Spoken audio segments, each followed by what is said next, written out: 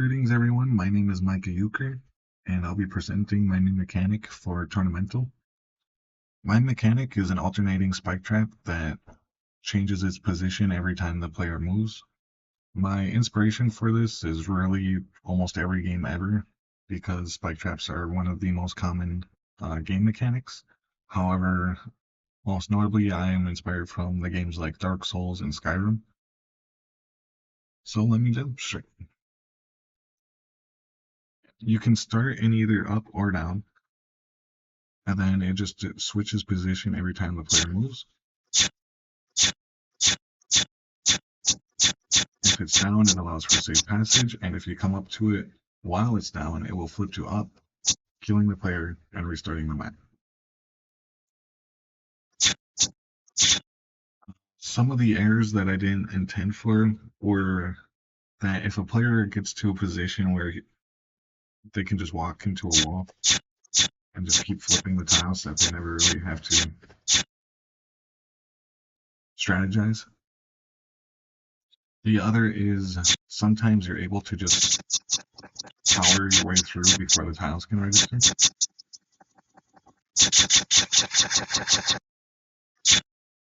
Sometimes you can't.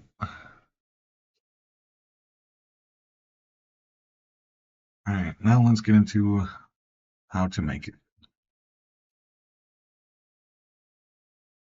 Alright, to start off making this new mechanic, my spike trap, the first thing that I did was make a bunch of cones for the spikes, and then followed by some cylinders for the spike canisters, and then just some black border and a gray tile just to make it stand out from the rest.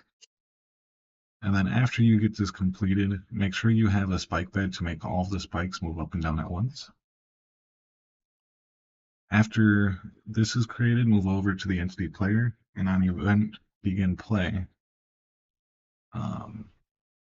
set the stamina, cast the shadow, stuff like that, and then get a reference to the current tile through the tile map, and then go through each of the tiles, and then cast it to the spike trap.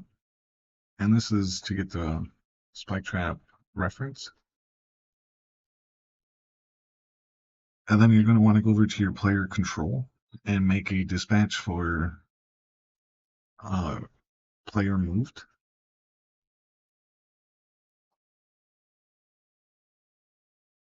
And then after that, you are going to jump back over to your spike trap. On the event begin play, you're going to subscribe to the entity player's event player moved. And now that we're subscribed to that, we're going to check the starting position of the spike traps. This is so that while it's instance editable, you can have one spike raised, one spike lowered. If it's true, activate the spike. If it's false, deactivate the spike. And then after that, you will go on to this is how we kill the player.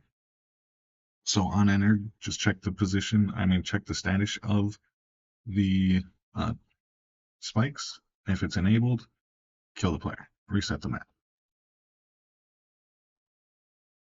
And then after that, this is the actual positioning logic, I suppose. When the player moves, set the start and end positions for the spike bed.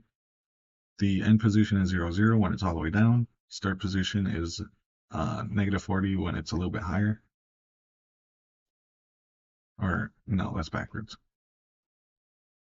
And then after that, check the condition of the spike bed. And so this is where we're going to flip it.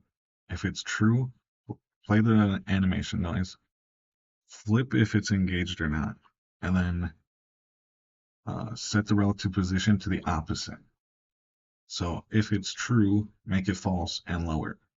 And then if the spike beds are false, play the sound, make them true, and then raise them.